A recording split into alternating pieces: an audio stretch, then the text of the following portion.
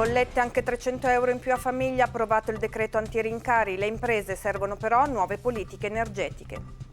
Buonasera dal TGR del Veneto. Decreto anti-caro bollette appena approvato, prevede bonus per famiglie e imprese.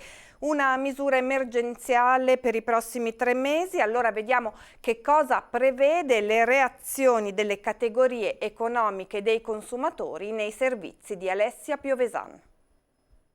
Bollette caldissime con aumenti fino a 300 euro annui a famiglia, troppo con stipendi fermi e fatturati che crescono poco. Misure valide per 3 mesi arrivano dal decreto appena approvato dal Consiglio dei Ministri. 3 miliardi sono stati trovati, 1,6 per le famiglie, 8 milioni almeno, e 1,4 per le imprese, PMI ed energivore che combattono con rincari di almeno il 30%. Sono necessari i sostegni del governo, ma bisogna puntare su una nuova politica energetica che ponga l'autoproduzione in testa all'agenda del governo. La base su cui si calcola il bonus sociale per i consumatori finali è l'ISEE, il loro reddito, un massimo di 500 euro previsto per chi ne guadagna 9.530 all'anno, 200 invece per chi arriva ai 25.000.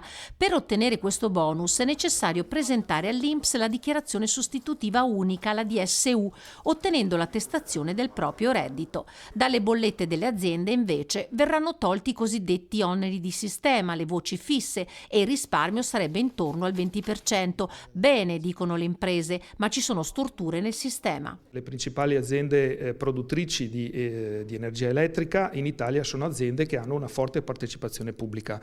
Questo significa che sostanzialmente le imprese pagano una specie di doppia tassazione, perché poi vi sono questi maxi profitti e poi vengono rigirati in gran parte al governo. Per incidere sul costo dell'energia, però, chiedono le imprese, servono accordi internazionali più favorevoli, un ruolo più rilevante anche all'acquirente unico, la società partecipata dal Ministero garante negli acquisti di energia. Accordi blocca prezzi, chiamiamoli così. Così io, azienda, so che per quel periodo di tempo sono in grado di determinare i costi miei.